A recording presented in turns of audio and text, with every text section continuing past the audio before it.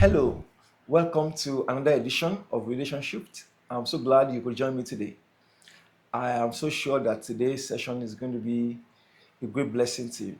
Today, we are considering something very vital, and that is the influence of your close associations on your life. What is the influence of the people closest to you?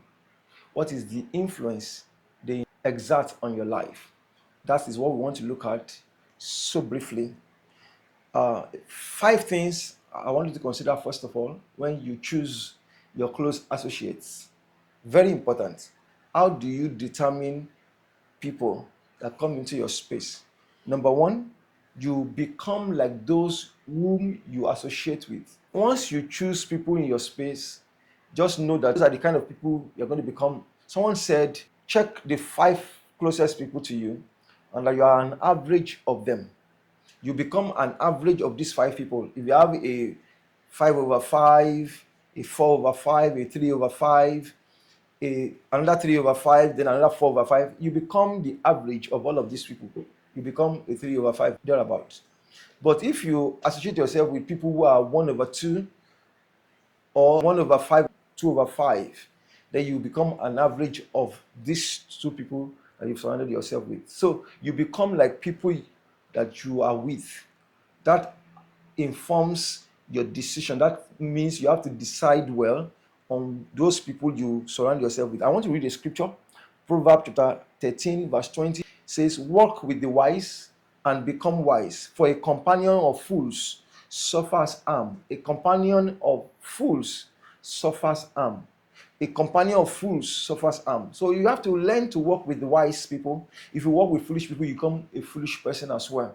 To avoid being foolish, you have to work with the wise people. So the attitudes, the values, the behaviors that people closest to you have is what you are going to adopt over time. You become like people you are with. Number two, close associations shape your thinking. The way you think is determined by the people closest to you. The way they think, the way they speak, is the way you will also start thinking. How do you think? I can bet you are thinking like people who are around you. It could be your parents, it could be your friends, it could be the people you are closest with are the people who form your thinking. So positive influences will challenge you to grow, and negative influences can limit your potential. Very important to know that your conversations matter. They shape your mindset. The things you discuss, the kind of friends you have determines the kind of things you discuss, and that goes a long way to determine what you become. Very important. Number three, your close associations impact your habits and lifestyle. Your habits and lifestyles are determined by the people closest to you.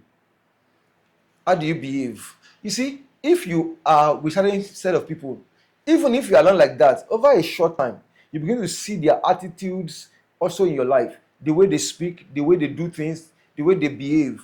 You begin to see yourself also acting in the same way. So, success or failure is often determined by your daily habits. Your daily habits, because they are influenced by the people that you spend time with. So, you want to know how you build that habit. Check the people who are your closest to you, your friends, your family, people that are closest to you.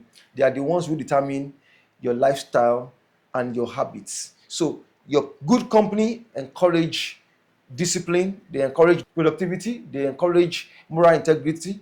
But the other kind of company that you know, they foster laziness and poor choices. So which one do you want to go for? Be careful of people that are in your space. That's what we are trying to describe. Number four, your emotional and spiritual health is affected by the people closest to you. Your emotional and spiritual health is affected by people closest to you. If you are a person who is easily encouraged to do things, check your friends and people closest to you. But if you have to be whined and motivated and all of that done again and again before you make a move, then check the people closest to you. If people around you are motivated people, you will become a motivated person. If the people around you are not motivated people, you will not be motivated as well. If people around you are people who go to church, you will go to church. If people around you don't go to church, you are not likely to go to church. So check your friends. Very important. The people that you surround yourself with. Supportive relationships provide encouragement, emotional stability, and spiritual growth. But toxic relationships drain your energy. They create stress and they lead to emotional instability. Very important. Who are the people closest to you? They determine whether you have emotional stability, if you have spiritual health or not. And number 5, which is the last, the people closest to you will influence your decisions and your opportunities. They influence your decisions and your opportunities. The kind of opportunities that will come to you will be determined by the people closest to you.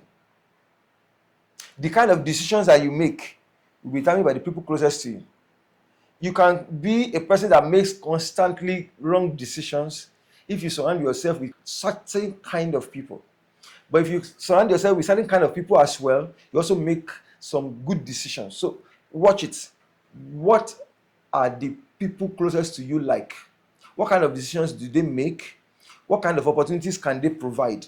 If you have mentors, friends, partners that can guide you towards wise decisions, then it will lead you to avoid mistakes. You avoid a lot of mistakes because you have mentors. Mentors are going to be showing you things that they have gone through themselves, the things they even failed at that took them 10 years. They can guide you so that you can avoid such, so that you can achieve it in 1 year or 6 months because they've gone through it. You don't have to go through it. So if you surround yourself with the wrong people, you have to have repeated mistakes in your life. So your right associations open doors for opportunities, while the wrong ones will lead to setbacks in your life. So let's close with this note. How do you choose your right associations? 5 things as well. How do you choose right associations? Number 1, evaluate your relationships. Identify who brings value to your life and those who drain you. This person, when they come to your life, did they come to drain you or do they bring value to your life? You have to be very objective. Did they really add value to your life? Have you really gotten better or you've gotten drained when you came in contact with this relationship? Number 2, seek growth-oriented people. Surround yourself with people who challenge and inspire you. Are they telling you to go back to school? Are they telling you to get a skill? Are they telling you to pick up things that will make your business better and all of that? Or they are draining your energy in the wrong direction? Watch your space. Watch the people who are closest to you. Are they seeking growth for you? Number 3, limit negative influences. Distance yourself from people who consistently discourage you, people who manipulate you or distract you from your goals. Yesterday I saw someone posted on his WhatsApp status. I noticed he started a church already, and I was wondering, when did he start? He told me he was prayed for in December. He started in January. He left his previous church, and I was asking him, "Oh, I didn't know that." He said, "Oh, you forgot that last year when we met, was it last year or 2 years ago, when we met at a particular training, I encouraged him to actually start on time, so that since he already knew where he was going, he needed to start on time so that he doesn't put too many years." So 1 year passed and then he started, but he didn't remember to inform me when he started. But the important thing is that he laughed and said, "Did you remember what you told me?" I encouraged him towards his goal. And I was asking him before he said what I said. I said, "Hope I didn't discourage you about what you wanted to say." He said, "No, you actually encouraged me to start on time. Though I don't have members yet, but the important thing is that I have started." And he was happy about that. If you are with people who will discourage you consistently, the people who will manipulate you, people who will distract you from your goals, you need to learn to limit them in your life. Limit people who bring negative influences in your life. Number 4, invest in meaningful connections. Prioritize relationships that align with your values and purpose. Sometimes it can be very expensive to do that. To stay with mentors can be very expensive, but it's going to improve you 1,000 times. Imagine that you have 1,000x growth within a year. It will cost you, but it's worth it. A mentor can ask you to even pay to have access to them sometimes, but what you will get from that meeting will change your life forever. So invest in meaningful connections. And lastly, be the right influence yourself. Also be the kind of influence you want in your life. Before you request for it, be one yourself. Are you a positive influence? Some people have said things like they want a good wife, they want a good husband, but are you also a good husband? Are you also a good wife? If you prepare yourself to be such, then you can attract people like that into your own life too. You attract the kind of people that you are. So my encouragement today is that you only bring in positive people into your space.